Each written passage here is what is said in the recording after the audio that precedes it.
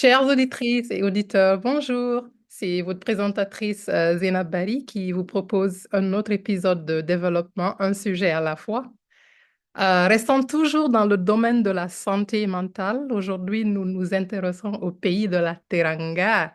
Oui, le Sénégal, le beau Sénégal, le pays des délicieux plats de yassa et tchèp-djen, n'est-ce pas? Euh, il faut noter que le Sénégal, c'est aussi la terre maternelle de mon cher père. Donc, je profite d'ailleurs de l'occasion pour faire un petit coucou à la famille Gadjo de Mbroyo à Podor, séparée de la Mauritanie par le magnifique et apaisant fleuve Sénégal. On jarama dental Gadjo, on salminama, on jettama.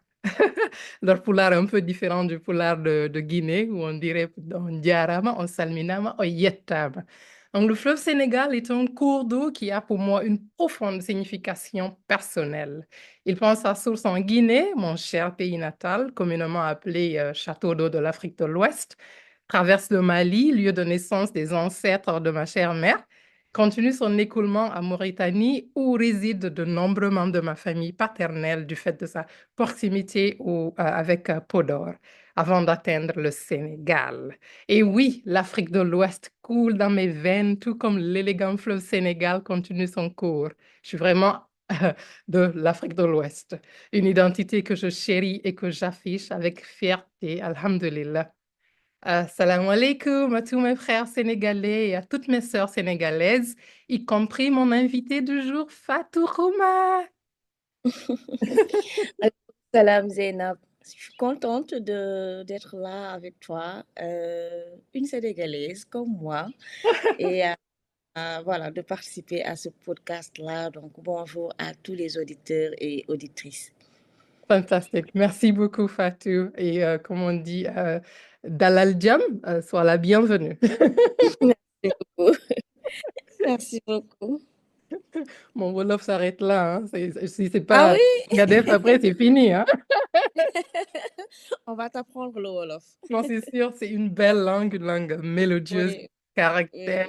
oui, Franchement, le oui, rythme et la cadence du Wolof, c'est juste waouh, c'est impressionnant et ça sonne tellement bien à l'oreille. Il faut m'apprendre. absolument, absolument. Je me porte volontaire pour t'apprendre le Wolof. Super, merci beaucoup. Alors, je Mm, rappelle que Fatou est la présidente fondatrice de l'association Talk to Me. C'est aussi mhm, une psychologue en formation et une communicante. Et je pense que mhm, Fatou, je vais te donner le temps de mhm. te présenter à nos auditeurs et auditrices et te remercier encore une fois d'avoir positivement répondu à cette invitation. C'est un plaisir pour moi. Donc, merci beaucoup, Zéna, pour l'invitation. Bonjour à tous les auditeurs et auditrices de ce podcast. Je m'appelle Fatou Khouma. Donc, comme elle l'a dit, je suis communicante d'abord, psychologue en formation et présidente fondatrice de la plateforme Talk to Me. Talk to Me, c'est une association qui œuvre pour le bien-être mental des populations, notamment celles qui sont en situation défavorisée. Donc, nous l'avons créé pour vraiment sensibiliser, promouvoir l'importance de la santé mentale et afin de lever le tabou, le stigma qui entoure la santé mentale, particulièrement au Sénégal. Superbe, merci beaucoup Fatou. Mais quel objectif, franchement, il faut vraiment continuer d'œuvrer dans ce sens. Comme tu Mm, dis, lever les tabous et les stigmas, c'est tellement important, surtout dans nos sociétés. Et mhm, c'est quoi alors, je sais que tu as parlé de Talk to Me tout à l'heure, mais mhm. pourquoi as-tu décidé de créer cette organisation spécifiquement? Pourquoi maintenant, s'il te plaît? Alors, Talk to Me a été créé en 2022. Mhm. Et c'était suite à un constat et une expérience personnelle qui a été vécue. Donc, je traversais des périodes un peu compliquées et je me suis décidée comme ça à aller voir un psychologue.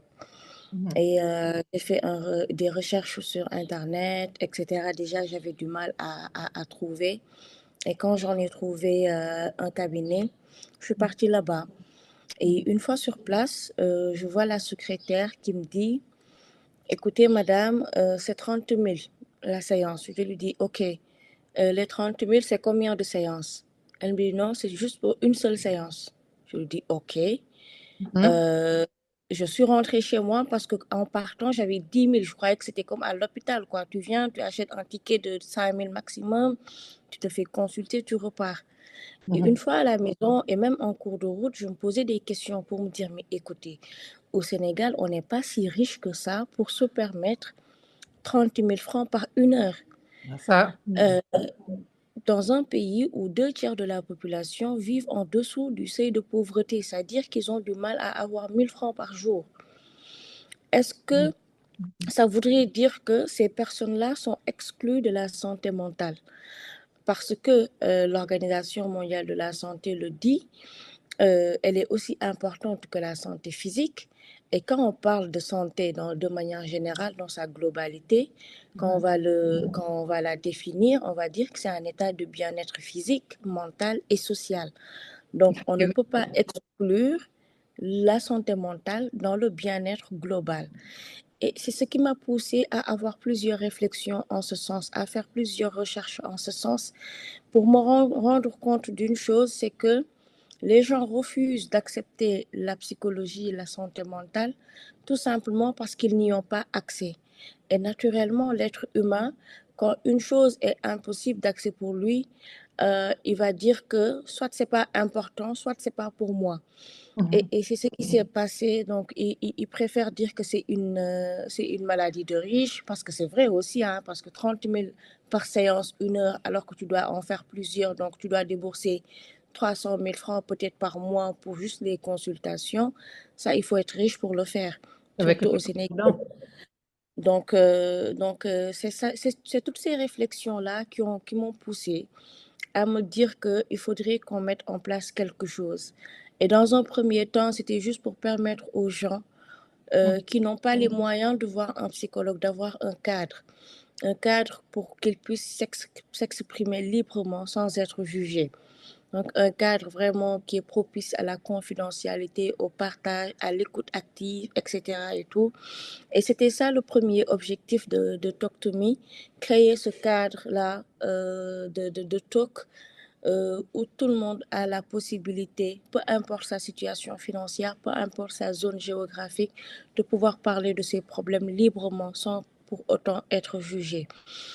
Et après ce premier objectif-là, on s'est rendu compte que quand on organisait des séances, beaucoup de personnes nous contactaient derrière pour nous dire, je suis intéressée, mais je ne voudrais pas venir. Faites quelque chose en ligne ou en anonymat pour que je puisse participer. Mhm. Et la question qui se posait, c'était que il y avait toujours ce tabou. Il y avait toujours ce tabou qui empêchait les gens de parler, qui faisait que les gens avaient toujours peur de parler de leurs problèmes. Donc, c'est la raison pour laquelle on est revenu, on a créé un nouvel objectif qui était de sensibiliser, qui était de promouvoir la santé mentale, qui était de briser les stigmas, les tabous. Et de ce fait, on fait beaucoup de travail de terrain. On descend sur le terrain, on va dans des zones reculées, etc. et tout, pour montrer aux gens l'importance de la santé mentale, pour discuter avec eux de leur santé mentale. Et c'est de grandes assemblées, donc pour pouvoir avoir cette grande masse-là qui puisse comprendre, savoir c'est quoi la santé mentale et que ça ne devrait en rien être un tabou.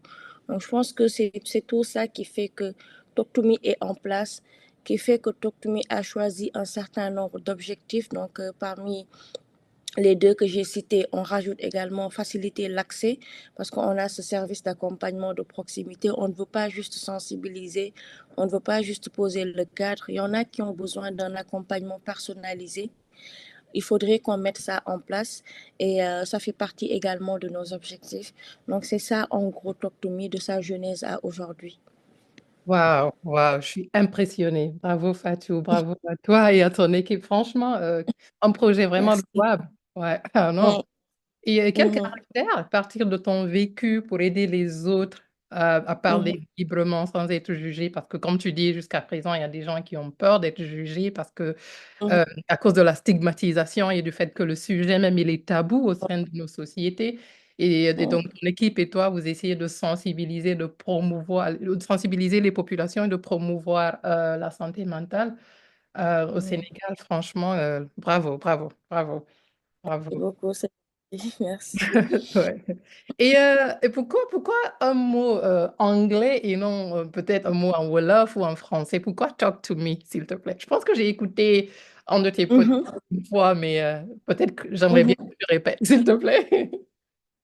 Alors, ce n'est pas que Talk to Me, c'est vrai que c'est Talk to Me le nom le plus viral, mais Mhm. en principe, l'association s'appelle Talk to Me, Wahal Agman, parle-moi. C'est-à-dire, on a toutes les transcriptions en langue française et Ah, Wolof. Donc, normalement, ça s'appelle comme ça, Talk to Me, parce que comme moi, j'aime les histoires, mhm, et à chaque fois, à chaque fois que je crée un concept, ou bien un concept est créé, il faudrait se dire qu'il y a forcément quelque chose derrière. Donc, Talk to Me, en principe, le premier nom, c'était Lean on Me. Parce mhm. que à l'époque, j'écoutais une chanson de Michael Bolton qui s'appelait Lean on Me. Ok. We all need somebody to lean on. Donc, on a tous besoin de quelqu'un sur qui s'appuyer. Mhm. Euh, et c'était ça, par exemple, le premier nom qui a été choisi. Mais après recherche, on s'est rendu compte que c'était une organisation qui existait déjà euh, en Côte d'Ivoire. C'était pour venir en aide aux enfants des personnes détenues dans les D'accord. prisons. C'est vrai D'accord. que c'était pas la même chose, mais je me suis dit, comme on veut quelque chose d'international dans l'avenir, il faudrait qu'on Mhm. choisisse un nom qui n'existe pas déjà. Et Talk to Me, c'est une chanson, autant pour moi, d'un chanteur qui s'appelle Hamdello. C'est un Sénégalais, Mhm. donc qui dit que je te vois assis, te taire, pleurer, sans pour autant me parler. Viens me parler parce qu'on partage les mêmes problèmes au fond et que la confidence noie la douleur en quelque sorte. Parce que c'est ça aussi le slogan de Talk to Me. Et cette chanson-là me parle. Et je pense que le nom est venu comme ça, en l'écoutant en l'écoutant en boucle, le nom, je me suis dit, écoute, je vais adopter ce nom-là. Et j'ai demandé l'autorisation à Hamdello, le chanteur en personne, pour qu'il nous permette d'utiliser sa musique comme hymne. Il a accepté, il nous l'a accordé. Et voilà, c'est ça un peu le pourquoi de Talk to Me. Et comme il y a déjà une chanson qui porte le même nom, je me suis dit, on va pas changer, mais on va transcrire ça en langue française et Wolof. Et il y a le Wahal Akman, il y a le Parle-moi aussi. Waouh, waouh, super, tellement intéressant. J'aime bien Mm. l'aspect culturel, le fait que il y a un autre terme en Wolof et aussi en français parce que ce sont les réalités au Sénégal. Et aussi l'attention que tu as sur la propriété intellectuelle, franchement, bravo, là aussi. Et, euh, et Merci. de rien, je t'en prie. Et j'apprends beaucoup de toi aujourd'hui, Fatou. Ouais, ouais. Et c'est l'objectif, je pense, non? Justement, tu vois, c'est ça, on échange des idées et voilà, on évolue. Ouais, Et ouais. quand on parle de ton vécu, bon, peut-être pas tous les Mhm, détails, mais je veux mhm, juste mhm, savoir euh, mhm. quelle était ton expérience, surtout quelles étaient les réactions des personnes autour de toi, s'il te plaît, quand tu traverses cette Alors, situation. alors, peut-être, je vais prendre ça sur deux angles. L'entourage proche, c'est-à-dire la famille, parents et sœurs et frères et autres, Mhm, et les amis, connaissances et autres. Alors, pour la famille, je me dis que ça, c'était pas un problème parce que ma mère, elle est très compréhensive. Au contraire, elle s'inquiétait tout le temps. Elle se disait non, cette personne-là, elle est tellement active, tellement truc, qu'est-ce qui se passe en fait? Tout d'un coup, elle décide de tout arrêter, de ne faire que dormir, il y a vraiment un problème. Donc, je pense que à un moment, il ne demandait qu'à vouloir m'aider.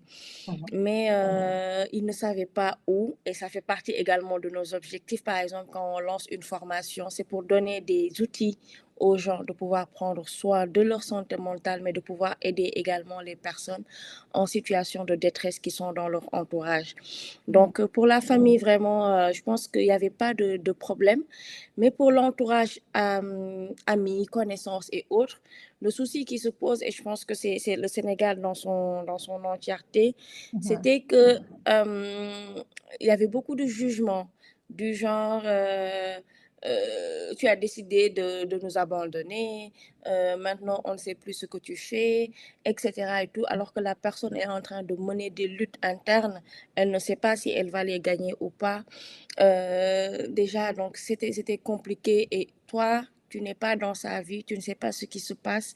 Tu te permets de prendre ton téléphone pour dire, écoute, je vois que ces temps-ci, tu t'éloignes, peut-être que je t'ai fait quelque chose, peut-être que tu as d'autres amis, peut-être que ci, peut-être que ça. Donc,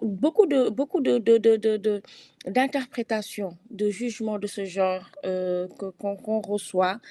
Euh, sur le tas, ce que tu fais, c'est juste mettre ton téléphone de côté, ne pas trop l'utiliser et passer du temps peut-être avec ta famille qui te comprend. Mhm. Euh, et il y en a qui n'ont pas cette chance-là, par exemple, parce qu'au sein même de leur famille, on va se dire que Dafarel, donc elle est impolie, elle est Mm. versatile, elle est etc., etc. Donc, et ça peut enfoncer les personnes. Donc, et il faut beaucoup de courage, par exemple, pour pouvoir se lever et dire j'ai besoin d'aide, j'ai besoin d'aller voir quelqu'un, etc. Euh, et une fois ce pas-là fait, par exemple, moi, je prends mon cas.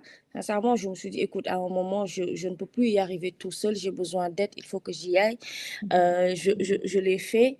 Et après, je me suis dit, écoute, toutes ces personnes-là qui, quand tu es au plus bas, ne peuvent pas te tendre la main, t'aider, ce ne sont pas des personnes qu'on doit avoir sur notre entourage. Parce Mm. qu'il y a voilà, il y a cette réalité-là de s'entourer de personnes saines qui vont s'inquiéter quand elles ne te voient pas, qui vont se dire non, elle n'est pas d'habitude comme ça, donc forcément il y a quelque chose, mais qui ne voient pas du haut de leur confort, de leur privilège, se permettre juste de juger parce que c'est plus simple de juger.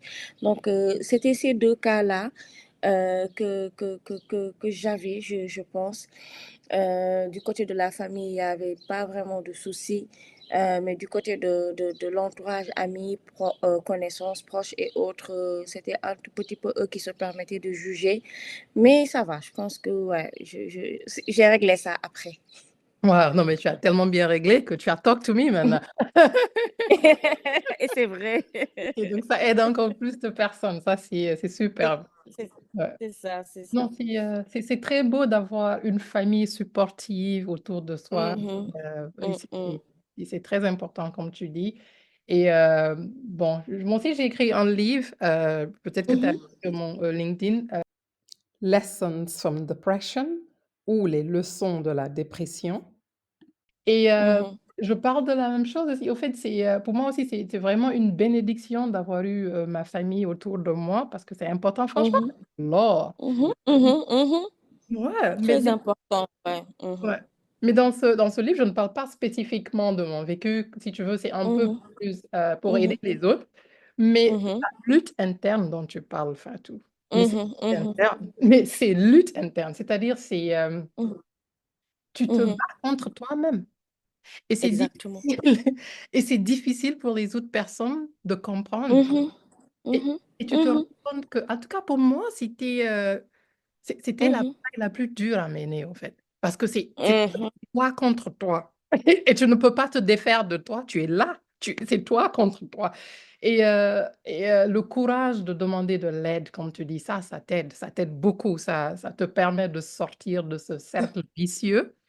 Et, euh, mhm, et le fait de... Et j'ai bien aimé ta phrase, là, Fatou. Du haut de leur compte mhm, et de leurs privilèges, les personnes se permettent mhm, de juger. Mais c'est vraiment... C'est du haut de... Quand tu as le privilège de ne pas euh, mhm, faire face à cette situation, mais tu ne peux pas juger, tu ne peux qu'aider. mhm, Et, mhm, mhm. et ta famille qui était là et qui voulait aider, mais qui ne savait pas comment le Il faire. savait. Et Mhm, maintenant que tu t'es rendu compte et que tu mhm, développes des outils pour aider les autres qui veulent aider les autres, si tu veux, mhm, mhm. Et oui, Exactement. c'est superbe. Et est-ce que tu peux me parler un peu de ces outils, s'il te plaît? Alors, on a, je ne sais pas, enfin, si tu as vu donc notre programme qui s'appelle la formation de Young Mental Health. Mhm, Donc, et on ne peut pas peut-être former tout le monde. On s'est dit que si on forme les jeunes qui sont très souvent au contact d'autres jeunes et de leur famille même, donc on peut aider beaucoup de personnes. Alors, ces outils-là, donc, il y a l'écoute active déjà. Donc, déjà savoir écouter.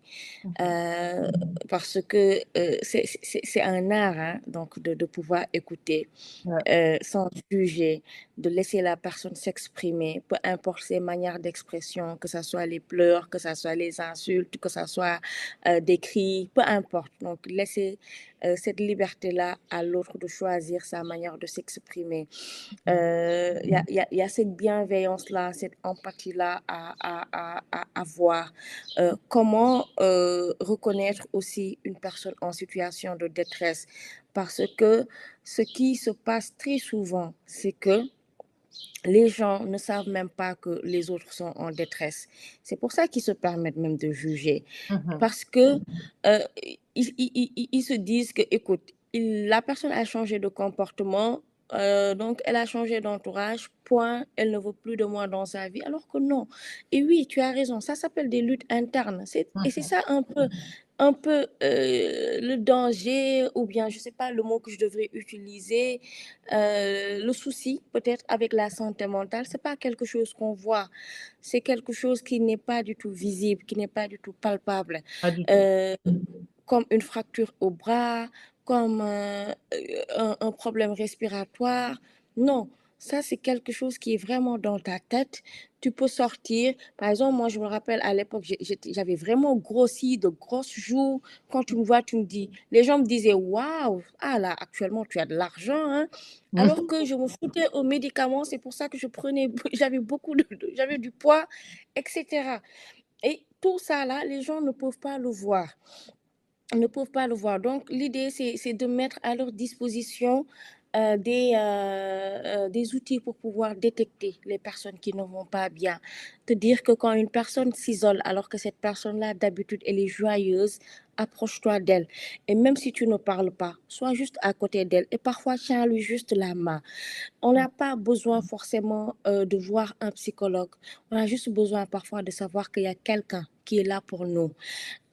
Donc, ça, c'est vraiment donc, quelques-uns ou des outils. On les forme également dans la communication parce qu'il faut avoir une communication non violente, bien choisir ses mots et surtout, dans cette empathie-là, ne pas te dire que parce qu'il y a cette différence-là qui se fait très souvent, enfin, je ne vais même pas dire différence, c'est un amalgame, euh, tellement qu'on est empathique qu'on va essayer de trouver des solutions qui ne sont pas de notre ressort. Donc, quand on fait une thérapie psychologique, par exemple, l'idée, c'est de ne pas de nous dire si c'était moi, j'allais faire ça, donc si c'est toi, fais ceci. Non, les êtres humains ne sont pas comme ça. Mais l'idée, c'est d'accompagner la personne pour qu'elle-même, elle puisse trouver des solutions qui s'adaptent à sa situation. Et ce n'est que comme ça que ça va marcher. Donc, tout un ensemble d'outils. Donc, j'ai fait une liste qui n'est pas du tout exhaustive. Et c'est sur ça qu'on forme les jeunes afin qu'après qu'ils puissent aider déjà à prendre soin de leur propre santé mentale, aider leur entourage, leurs proches et surtout promouvoir dans leur localité l'importance de la santé mentale. Wow. Ça, c'est un cours de psychologie.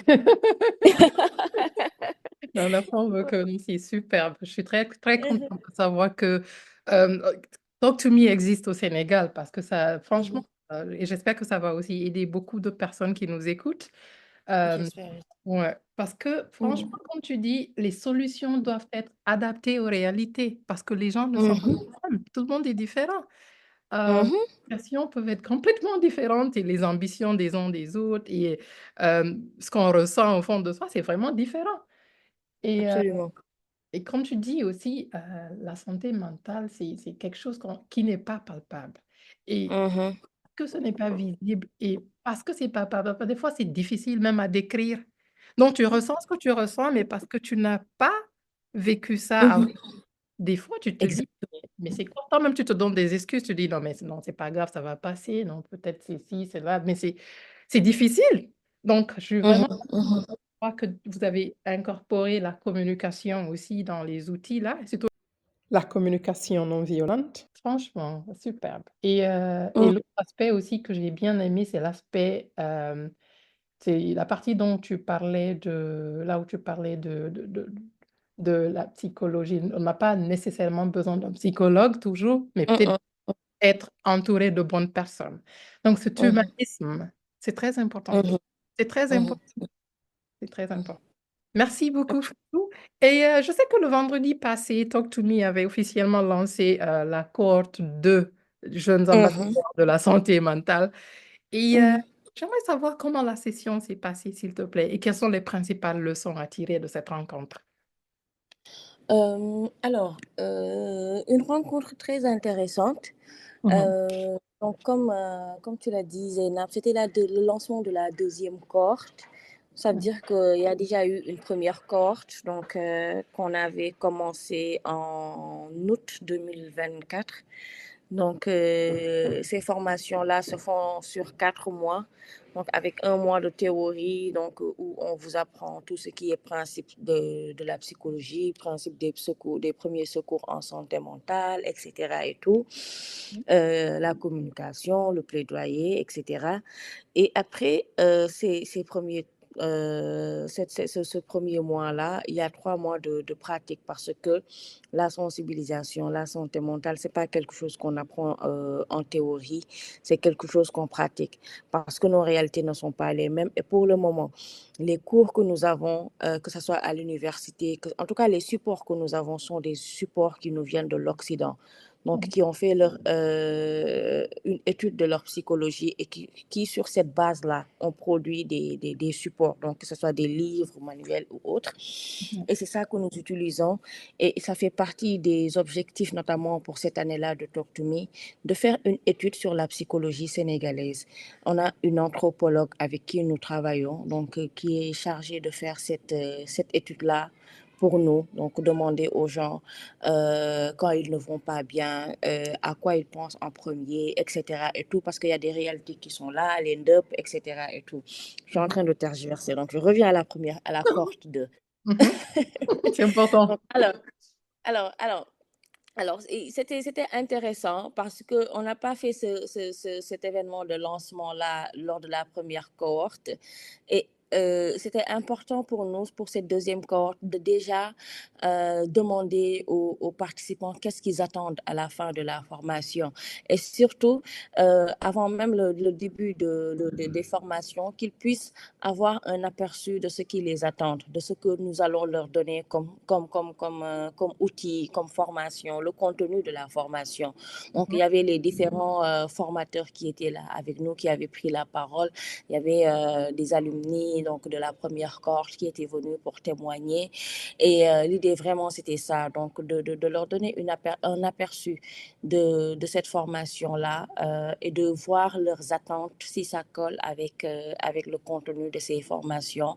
Et donc, c'était plutôt bien parce que on a sur cette cohorte-là des personnes déjà qui sont dans des domaines qui leur demandent d'avoir ces outils-là. Mhm. Ils sont soit des médecins soignants, ils sont soit dans des organisations qui œuvrent pour la migration, par exemple, qui doivent prendre en charge certaines personnes, etc. et tout. Et voilà. Ces personnes-là ont déjà un cadre, mais ne savent pas comment aider.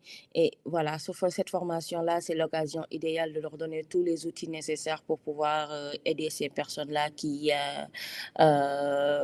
sont à leur charge. Donc, c'était vraiment intéressant. Et on lance normalement les formations en début février jusqu'en fin février, ouais, début mars. Et à partir de mars, on lance la partie pratique. Inch'Allah. Inch'Allah, Inch'Allah. Et je te souhaite, ton équipe et toi, je vous souhaite tous du succès, seulement que du succès, franchement. Amin. Ouais. Amin. Merci. Ouais. Et franchement, ça ressemble à une organisation qui va continuer à croître. Et, euh, Mhm, et donc, mhm, bon, pour les mhm, personnes peut-être qui sont là et qui veulent créer des organisations comme ça ou peut-être dans d'autres domaines humanitaires.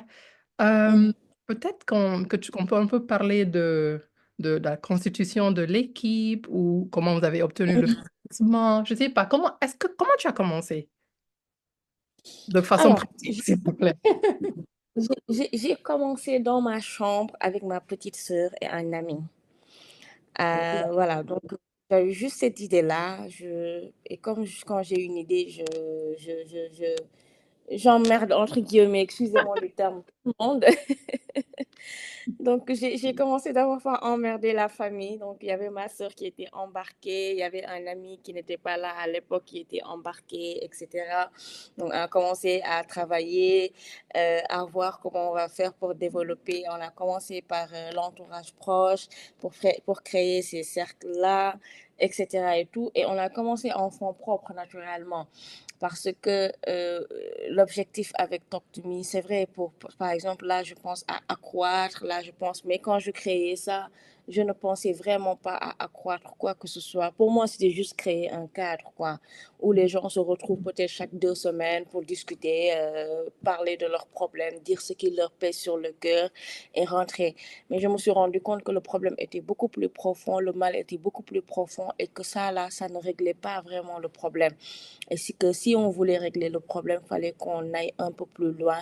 C'est la raison pour laquelle on a créé tout ce qu'on a créé après, on a créé tous les concepts qu'on a créés après, etc.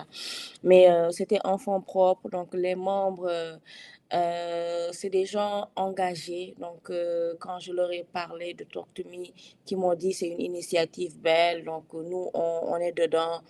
On a commencé comme ça. C'était pas évident au début au Sénégal de parler de santé mentale, notamment dans les zones reculées où nous sommes le plus souvent. On était confronté à beaucoup de problématiques. On est un peu jeune, donc on Hmm, disait, écoutez, donc voilà, c'est noble, etc. et tout, mais les gens ne vont pas vous écouter. Donc il y avait toute cette bataille-là à faire déjà.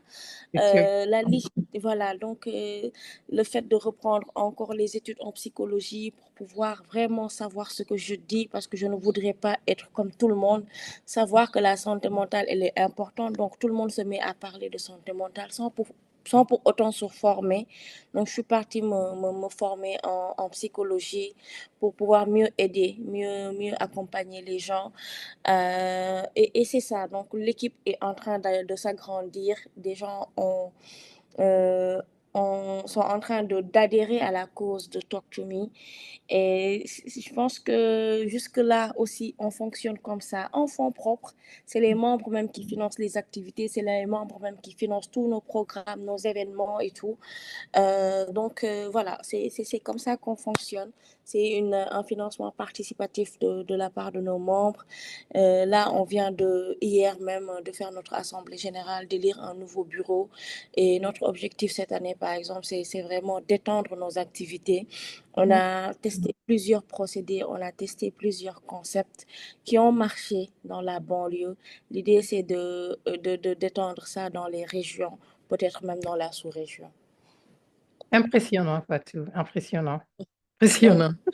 Donc voilà, ton exemple montre que à partir de sa chambre, on peut commencer, on peut avoir une Ah idée, comment oui, se lancer. Il suffit juste de se lancer quelquefois, il faut pas trop hésiter. exact- Ouais. exactement. Ouais, c'est vrai, c'est vrai.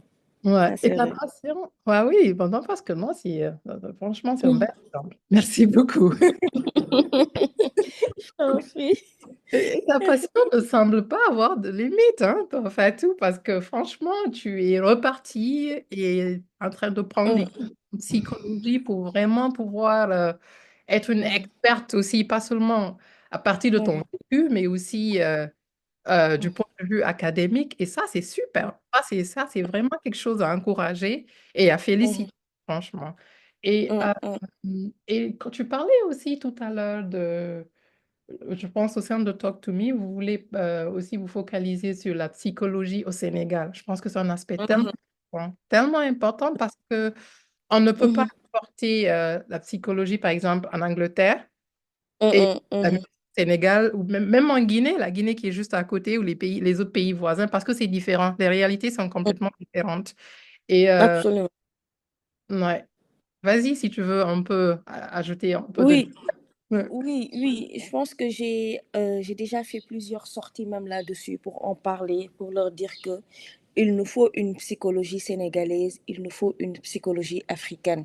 Nos Mhm. réalités ne sont pas les mêmes que les réalités de l'Europe. Et si tu vois bien, Zeynab, nous, dans nos configurations sociétales, on a déjà pris en compte la prise en charge mentale. C'est-à-dire, je prends l'exemple du Sénégal, je ne sais pas si tu connais le NDEP. Le NDEP, ce n'est rien d'autre qu'une manière de soigner ceux qui ne vont pas bien. Et c'est une culture lébou. Donc, Mm. c'est des lébous qui font ça. Tu vas aller voir les Peuls, ils ont leur manière d'aider les gens qui ne vont pas bien parmi eux. Tu Ouais. vas aller voir les Sérères, la même chose, les Diola, la même chose. Dans d'autres tribus, d'autres Afriques, ils ont des concepts déjà pour soigner les gens, mais ils n'appellent pas ça santé mentale, ils n'appellent ça pas ça forcément psychologie. Et l'idée, ce n'est pas de venir leur dire, écoutez, ce que vous faites, c'est pas bien, faut adopter la méthode de Sigmund Freud, faut adopter la méthode de la psychanalyse, etc. Mhm. et tout. C'est sûr que ça ne va jamais marcher. Et ce qui va marcher, par contre, c'est de venir faire une étude, par exemple, de comment ces concepts-là que ces sociétés, ces tribus ont mis en place, comment ça marche, pourquoi ils l'ont fait. Quand on fait le ndop et qu'on te dit que la personne, quand elle danse, elle se libère de ses jeans et de ses problèmes, comment cette danse-là est thérapeutique, par exemple, pour la personne, Mhm. etc., etc. et tout. Donc, tu prends tout ça, tu vas prendre maintenant la psychologie qui va venir épouser ce concept-là. Il ne s'agira pas de venir leur dire, arrêtez tout ce que vous faites et allez voir des psychologues. Non, mais continuez ce que vous faites, mais rendons ça plus thérapeutique, rendons ça plus aide, en fait, entre guillemets. Et c'est ça notre objectif actuellement, faire cette étude-là, aller voir chaque tribu, que ce soit à Dakar, dans les régions du Sénégal, dans la sous-région. Chaque tribu a sa manière d'aider ceux qui ne vont pas bien parmi eux. Quelles sont ces manières-là? Comment ça se passe? Pourquoi ils les ont mis en place? Quel nom leur donnent-ils? On adopte ces mêmes noms-là et on apporte une touche psychologique à ces concepts-là, à ces méthodes-là qui sont utilisées. Et ce n'est que comme ça que l'Africain, le Sénégalais, le Guinéen, peu importe, va pouvoir accepter la psychologie, va pouvoir accepter la santé mentale. Donc, ça, on est dans cette réflexion-là. Et cette année-là, c'est vraiment une de nos missions principales, c'est de commencer ces études-là, ces analyses-là sur le terrain, de nous approcher de ces communautés-là, de voir comment ils s'entraident, de voir comment ils prennent soin des personnes qui ne vont pas bien. Et après analyse, on va fournir un document qui pourra nous permettre de dire que pour telle activité, pour telle communauté, pour telle tribu, pour telle personne, c'est ça qu'on devrait adopter. Parce que tout à l'heure, j'en ai parlé, l'être humain, il y a un courant en psychologie qu'on appelle l'humanisme et c'est très important, j'y reviens très souvent. L'être humain est unique en son genre. Il n'y a pas de standard d'être humain. En La effet. manière de la manière pour Fatou de se soigner, c'est pas la même manière pour Zeynab de se soigner.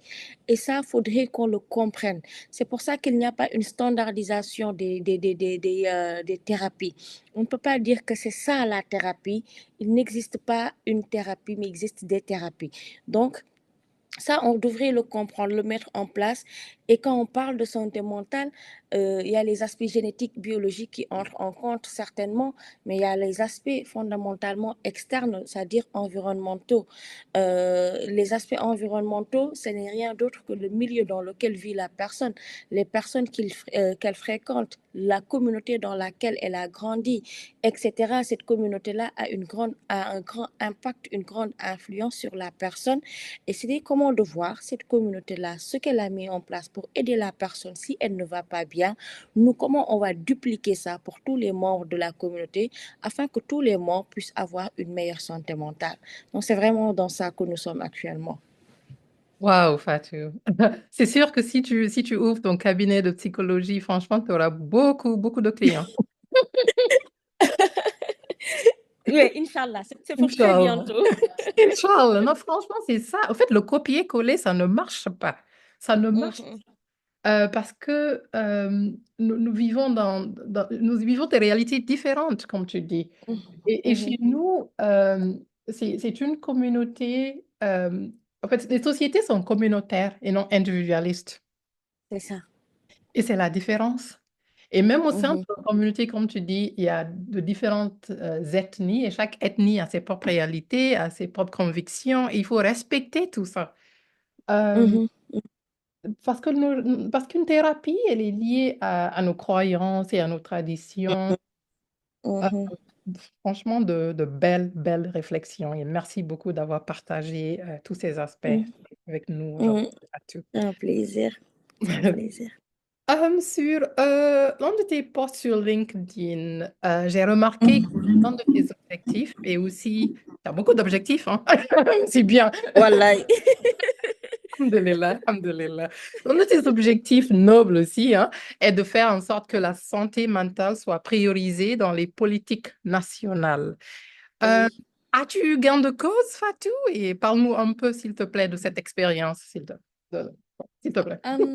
Alors, gain de cause, je ne pense pas qu'on peut l'avoir actuellement là, parce que Mhm, l'une de mes philosophies, c'est que, et c'est la règle même d'un plaidoyer, c'est qu'on ne peut pas obtenir ce qu'on veut sur la première année, ni sur la deuxième année, ni sur la troisième année. L'impact, peut-être, on l'aura dans 10 ans ou dans 5 ans. Donc, c'est une perpétuelle quête, lutte, etc. et tout. Donc, on ne peut pas, nous, à notre niveau, faire un certain travail sur le terrain, savoir qu'il y a, il y a, il y a, il y a un problème qui est là, et pourtant, ce problème-là n'est pas pris en compte dans les politiques publiques. Nous, à notre niveau, on peut faire un certain nombre de choses, on peut aider un certain nombre de personnes, mais pour que ça soit beaucoup plus efficace, beaucoup plus impactant, il faudrait que l'État nous aide. Et c'est ça un peu le plaidoyer que nous portons. Donc, sur la première année, nous sommes partis sur un trimestre de plaidoyer de la santé mentale où nous avons milité pour l'inclusion de la santé mentale dans les politiques publiques, au même titre que l'éducation, au même titre que la santé publique, au même titre que l'entrepreneuriat ou autre chose qu'on met en place. Nous voulons que la santé mentale soit reconnue. Nous voulons que la santé mentale fasse partie de ces priorités-là. Au Sénégal, nous avons par exemple une division de la santé mentale. Une division de la santé mentale qui a comme budget 2% du budget global de la santé qui est alloué. Déjà, c'est faible, les 2%, mais dites-vous que tous ces 2%-là, c'est pour la guérison, mais jamais pour la prévention. Ces 2%-là, c'est pour aider ceux qui sont déjà en psychiatrie, pour les accompagner. Mais il n'y a rien qui est mis en place pour la prévention, pour aider déjà ceux qui ne vont pas bien avant qu'ils n'arrivent à l'étape de l'internement, de la psychiatrie, etc. et tout. Et c'est ce que nous voulons leur faire comprendre pour leur dire que on peut aider les gens en mettant en place des structures accessibles, en diminuant le prix. Nous, à notre niveau, on est en train d'accompagner les gens, mais ce n'est pas durable parce qu'il faudrait, par exemple, que l'État intègre la santé mentale dans la couverture de maladies sanitaires, la carte de couverture maladie sanitaire, pour que les gens puissent aller voir des psychologues. Dans les IPM qui sont donner dans les entreprises, qu'on puisse permettre aux employés de pouvoir aller voir des psychologues. Comme ça ne sera pas très cher pour eux, etc., etc. Donc, un ensemble de plaidoyer que nous portons, parce que c'est également la base et l'aboutissement même de toutes nos actions. À la fin, qu'est-ce qu'on voudrait qui change? Quelle mentalité on voudrait avoir dans nos pays? On voudrait un environnement sain où tout le monde a la possibilité déjà le matin de se dire je ne vais pas bien, je vais aller voir mon psychologue, tout comme c'est permis d'aller voir ton cardiologue sans stigmatisation. Déjà qu'il y ait ça, nous faisons déjà ce travail de sensibilisation, de briser les tabous, mais il faudrait que si la personne déjà accepte qu'elle ne va pas bien, accepte d'aller voir quelqu'un, qu'elle puisse avoir ce quelqu'un-là à sa disposition. Et pour qu'elle puisse avoir ce quelqu'un à sa disposition, il faudrait que l'État accepte de subventionner, par exemple, les psychologues qui existent déjà. Il faudrait que l'État accepte d'intégrer, comme je l'ai dit tout à l'heure, la psychologie, les séances thérapeutiques dans la couverture de maladies universelles qui est en place, etc., etc. Et il faudrait que l'État forme de plus en plus de professionnels de la santé mentale qui vont aider, que ce soit dans les bureaux, que ce soit dans les écoles, que ce soit des cliniciens, etc., etc. Un ensemble vraiment de tout. On a fait une première campagne, on a rédigé un policy brief pour déposer ça au niveau du ministère de la Santé et on va continuer à suivre ce dossier-là en y rajoutant d'autres campagnes de plaidoyer que nous comptons faire, toujours dans le but de demander aux autorités d'inclure la santé mentale dans les politiques publiques, parce que nous, à notre niveau, on peut faire un certain nombre de choses, mais pour qu'il y ait vraiment un changement impactant, il faudrait qu'ils y mettent la main. Wow, bravo, bravo. Continue comme ça, Fatou. Continue comme ça, l'équipe et toi. Il faut changer la donne. Il faut changer la donne. Il faut changer Mhm. les mentalités comme tu dis. Il faut que les mentalités commencent à changer d'elles-mêmes. Et Absolument. pour ce faire, tout ce Mhm. que tu es en train de faire avec ton équipe, là, ça aide. Ça aide Mhm. beaucoup. Et Mhm. comme tu disais tout à l'heure, il faut se focaliser aussi sur la prévention, non seulement sur la guérison. Mhm. Malheureusement, Mhm. chez nous, c'est ça. C'est quand on arrive à un stade où on te considère de bon, le terme dans beaucoup de langues nationales, Mhm. c'est le terme quand tu es fou, je m'excuse, ou quand tu es faux. En fait, Mhm. c'est ça. Et Mhm. c'est ce qu'on considère comme santé mentale chez nous. C'est pas autre chose. Hein. En C'est vrai? général, c'est ça. Le reste, on te dit des fois, bon, ce sont des chichis. Comme tu disais tout à l'heure, tu as tout ton privilège Mhm. pour te dire que, bon, voilà, c'est une maladie de riche et tout. C'est parce que tu as les moyens que tu te permets de dire que ça ne va pas, ceci, cela.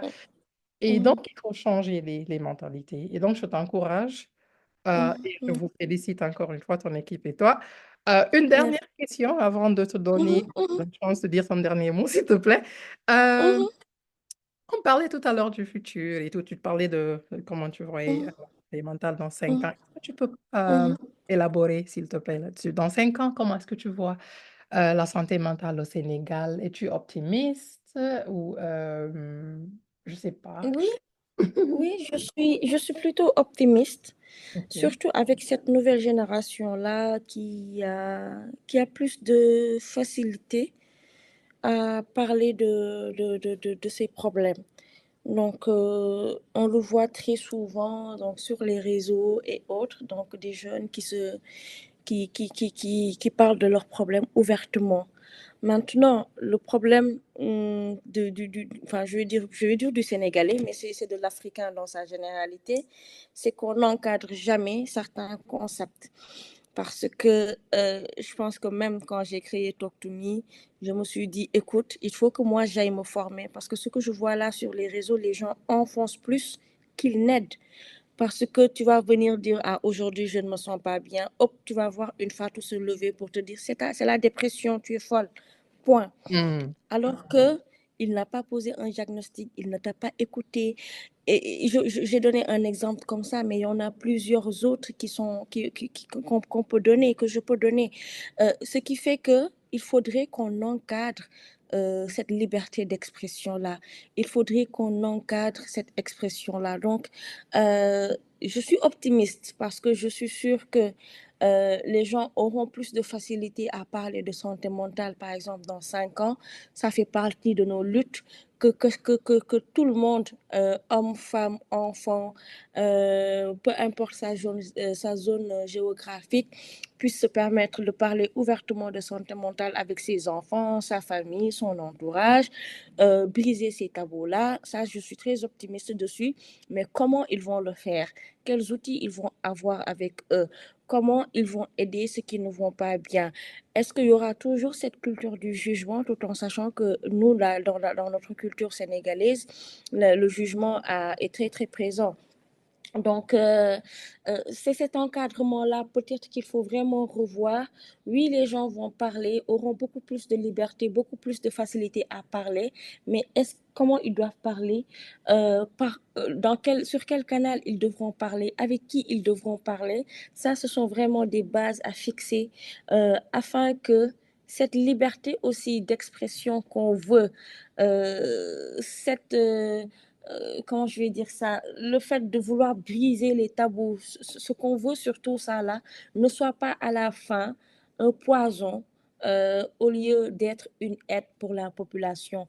Et pour ça, il faudrait qu'on ait cet encadrement-là, il faudrait qu'on ait cette formation-là. C'est pour ça que moi, je tiens beaucoup, beaucoup, beaucoup au volet formation, qu'on veut élargir même, dépasser les jeunes, aller former d'autres personnes. Parce que si les gens ne sont pas outillés, si les gens ne comprennent pas réellement les enjeux, ils voudront aider. Hein. Ce n'est pas qu'ils sont de mauvaise foi, c'est qu'ils veulent aider, mais ils ne savent pas comment. Et si tu ne sais pas comment, tu vas finalement enfoncer plutôt qu'aider. Et peut-être j'ai beaucoup de réserves de ce côté-là, mais je n'ai aucun doute que dans 5 ans, dans 10 ans, les langues vont se délier sur la santé mentale. Les gens vont entendre la cause, vont comprendre que c'est important. Maintenant, qu'est-ce qui va être mis en place pour pouvoir contrôler, encadrer cette prise de conscience-là? Wow. Non, mais c'est ça. Et j'aime bien le terme encadré. Encadrer Mhm, la liberté d'expression. Donc, c'est pas seulement la liberté d'expression comme elle est, juste dire ce qu'on veut, quand mhm, on veut, comment. Mais mhm, j'ai l'impression que c'est une liberté d'expression qui devrait mhm, venir avec des paramètres de responsabilité, de moralité, mhm. de pragmatisme et qui devrait aussi être positive, je pense. Euh, Absolument. voilà, donc ça aussi, c'est quelque chose à encourager. Et, euh, Mhm, et je ne mhm, peux que, je ne peux que te mhm, féliciter encore une fois parce que tu penses, comment on dit en mhm, anglais, thinking outside the box. À chaque fois que tu es là, tu te dis, mhm, mais c'est ce qui se passe à l'heure là, mais comment est-ce que je peux faire pour changer mhm, les choses? Donc tu te mets en dehors du cercle, en dehors du box et mhm. tu as d'autres idées, tu réfléchis avec ton équipe et vous êtes à féliciter. Vous êtes à féliciter, franchement. Merci beaucoup. C'est gentil. Non, c'est gentil à vous aussi, merci. Voilà, nous sommes arrivés à la dernière phase Oh de là là. la séance. Oh là là, j'ai tellement aimé Mhm, cette, cette discussion, cet entretien. Superbe. mhm. Tout appris, Fatou. Est-ce que tu as un dernier mot pour nos auditeurs et auditrices, s'il te plaît? Euh, Peut-être juste leur dire de prendre soin de leur santé mentale, de ne pas hésiter à en parler, à demander de l'aide, c'est très normal, à être bienveillant envers eux-mêmes et envers leur entourage. Et notez que derrière chaque changement, il y a forcément une explication, il y a forcément une bonne raison. Donc ne soyons pas dans le jugement, soyons dans la compréhension. Aidons ceux qui ne vont pas bien parmi nous. Et ce n'est que comme ça qu'on peut aspirer à avoir un environnement sain où tout le monde peut évoluer en fonction de ces réalités. C'était un plaisir pour moi de partager ce podcast-là avec toi, Zénab. Je suis très contente que tu m'aies offert ce plateau-là pour discuter de Talk to Me, parler de santé mentale. Je suis très bavarde quand ça parle de santé mentale et Talk to Me, donc excuse-moi, parfois j'ai tiré en longueur, mais un grand merci à toi et merci à tous les auditeurs et auditrices. J'espère que ça a été très, très, très intéressant et que les informations qui ont été données vont pouvoir vous servir dans votre vie de tous les jours et dans la vie avec vos entourages. Fatou, si tu appelles ça bavardage, continue à bavarder, s'il te plaît. J'aime bien Ah, non, de beaux conseils. Ce fut un réel plaisir pour moi aussi de discuter avec toi aujourd'hui, Fatou. Merci beaucoup. Merci pour ton temps et pour avoir magnifiquement donné un aperçu de ton travail sur la santé mentale au Sénégal. Le Sénégal a la chance de t'avoir. Bravo pour ton dynamisme et ton énergie positive. Tu en débordes. Merci beaucoup. Encore une fois, Merci. j'ai beaucoup appris, hein, Fatou. Que Dieu continue de te bénir et Amin, euh, amin, amin, ouais, Inch'Allah. Amin, amin, Inch'Allah, amin. et que votre trajectoire, ton équipe et toi, Mhm. soient remplis de succès, Inch'Allah. Amin, Ouais, Inch'Allah. Amin, ouais. amin. C'est vraiment gentil. Ouais. Mesdames et messieurs, merci également pour votre temps et votre soutien. N'oubliez pas de partager la vidéo et de vous abonner à ma chaîne YouTube. Merci beaucoup. Assalamu alaikum. Bye.